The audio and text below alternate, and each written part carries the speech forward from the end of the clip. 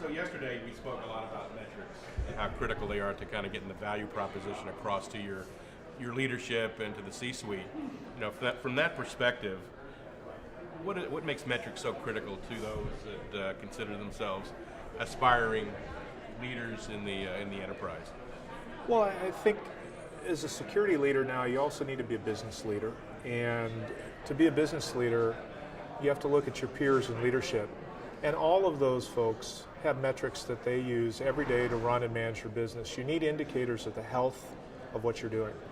And so if you're running a security organization and you don't have some type of metrics package, then you don't really know how effective your organization is at accomplishing its mission. So it really, in my mind, it's a business necessity that you have to have things like that help you manage your day-to-day business, help you make the right investments, help you tell your story to senior people. You made some interesting comments yesterday about the fact that, you know, as big an organization as Boeing is, that, you know, it was about 3 years ago that you actually, you know, enacted or enabled yourself to give upper management, you know, metrics to assess things. So being invisible is really not a good thing for a security department in a corporate setting. No, you want to be relevant, and I think one of the things that's important is, and you've heard it a number of times this morning from speakers saying, you want to be at the table. And one of the things I would encourage security leaders is if you can't get to the table, at least get in the room. And so having the ability to put together some story that you can tell through metrics about the effectiveness of your organization, the value that you bring, what you prevent, I think it's critical. And the more you can have that business speak, like Mike Howard talked about this morning and Frank Bro talked about this morning, the more relevant you become. And ultimately what happens, at least in my mind, is you're no longer looked at as the CSO or a security leader, you're looked at as a business leader, and that's where you want to be.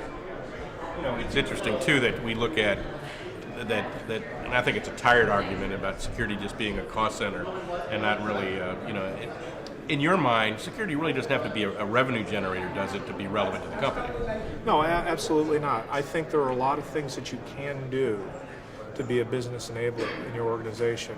And while some security organizations have the opportunity to generate revenue, we have an opportunity to generate revenue. The vast majority of organizations may not necessarily have that, but it still doesn't mean that you can't bring value to your corporation. If you can show through business enablement the ability to help your company open new markets by making it safe for people to travel there, by making it safe to send your information there, then in a small way, you're contributing to the bottom line in a positive way. And that is obviously reducing the cost of your organization to the company by the ability for you to help the company generate new revenue. What would you say to peers who are attempting to kind of rationalize the attending events like the Great Conversation or Next Generation Security Leaders? What relevance does it have for them, and what sort of opportunities would it give to, you know, your peer group to attend these things? I think an event like this gives you a great opportunity to hear from different thought leaders. I don't believe there's anybody in the security industry who knows it all.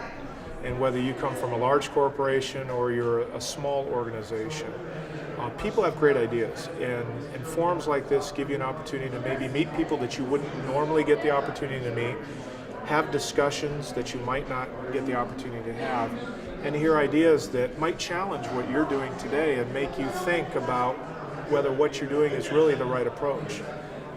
And so to have an opportunity to come to an event like this or others that are available around the country and to not do that, I think you're doing yourself and your organization a disservice.